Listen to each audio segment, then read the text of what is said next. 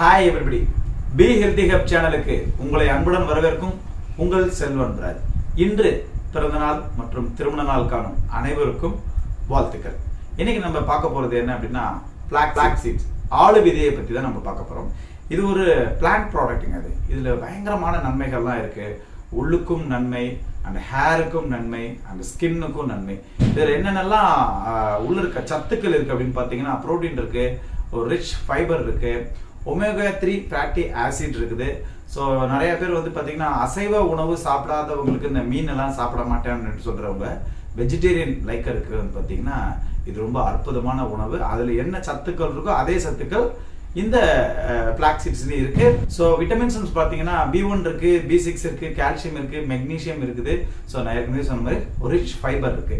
இந்த rich fibre இருக்கிறதால நம்ம இந்த உணவு எடுத்துக்கும் போது கண்டிப்பா தண்ணி குடிக்கணும். அதாவது நிறைய பேர் வந்து தண்ணி குடிக்கிறத மறந்துடுறாங்க. தண்ணி எக்ஸ்ட்ரா குடிக்க வேண்டியது கிடையாது.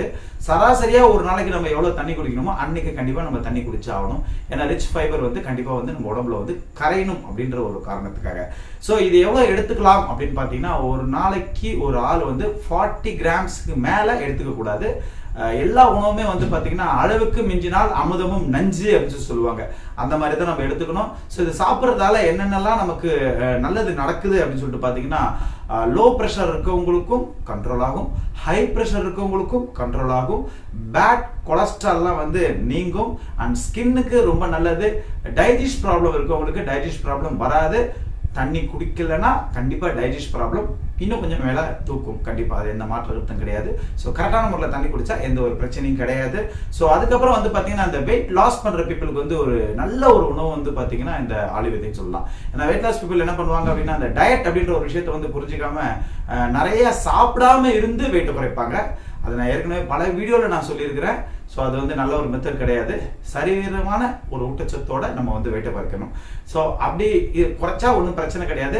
சில பேர் வந்துட்டு கொஞ்சம் அப்படி இப்படின்னு சொல்லிட்டு குறைப்பாங்க. அவங்களுக்குலாம் தேவையான நியூட்ரியன்ஸ் வேணும் அப்படின்றபோது கண்டிப்பாக வந்துட்டு ஆலிவ் விதையை வந்து நம்ம எடுத்துக்கலாம். ஸோ எப்படி சாப்பிடணும் அப்படின்னு கேட்டிங்கன்னா நம்மளோட எந்திரிச்சோன்னா வெறும் வயிற்றுல வந்துட்டு நம்ம ஆலிவ் விதையை வந்து அப்படியே நம்ம சாப்பிட முடியாதனால வந்து நம்ம அரைச்சி சாப்பிடலாம். சில இடத்துல வந்து பார்த்தீங்கன்னா ஆலிவ் விதை வந்து பவுடராக கூட விற்கிறாங்க. ஆனால் நல்ல மெத்தட் என்னன்னு கேட்டிங்கன்னா ஆலிவ் விதையை வாங்கி கொஞ்சம் வந்து நம்ம வந்து பாத்திரத்தில் போட்டு கொஞ்சம் ஹீட் பண்ணி வறுத்து எடுத்துக்கிட்டு அதுக்கப்புறமா வந்து நம்மளே மிக்சியில் அரைச்சிக்கிட்டோம். ஒரு வாரத்துக்கு ஒரு ட்ரிப் அரைச்சிக்கிட்டு அதை நம்ம வந்து தண்ணியில் போட்டு நம்ம குடித்தோம் அப்படின்னு சொன்னால் நம்மளோட மெட்டபாலிசம் இன்க்ரீஸ் ஆகும், வெயிட் லாஸ் வந்து கண்டிப்பாக ஆகும். அதுக்கப்புறம் வந்துட்டு மோர்லேயும் நம்ம கலந்து சாப்பிடலாம். அதுவும் எந்த விதமான தப்பும் கிடையாது.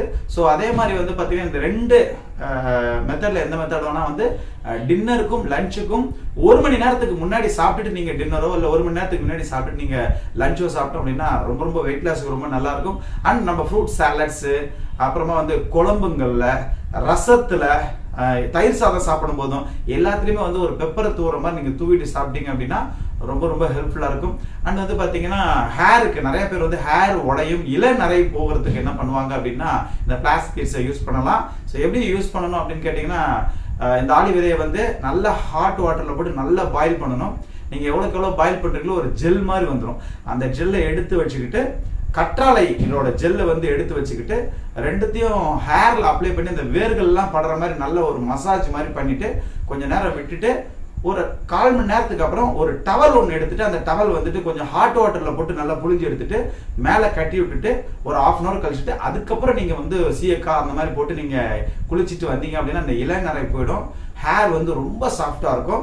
அண்ட் நிறைய பேர் வந்து ஃபேஸுக்கு வந்து ஒரு ரெமிடின்னு சொல்லிட்டு பார்த்தீங்கன்னா இந்த ஆலிவ் விதை இருக்குது. அதே தான் இது வந்து ஹாட் வாட்டரில் போட்டு நல்லா ஒரு பாயில் பண்ணணும், ஒரு ஜெல் மாதிரி வந்துடும்.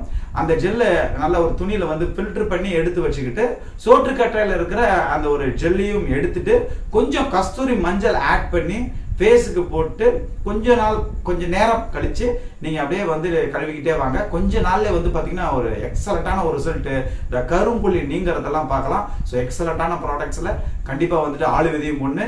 நோயற்ற வாழ்வே குறையற்ற செல்வம், இதை பரப்பும் உலகம் என்று கூறிக்கொண்டு அடுத்து வேற ஒரு டாப்பிக்கில் நம்ம மீட் பண்ணுவோம். நன்றி, வணக்கம்.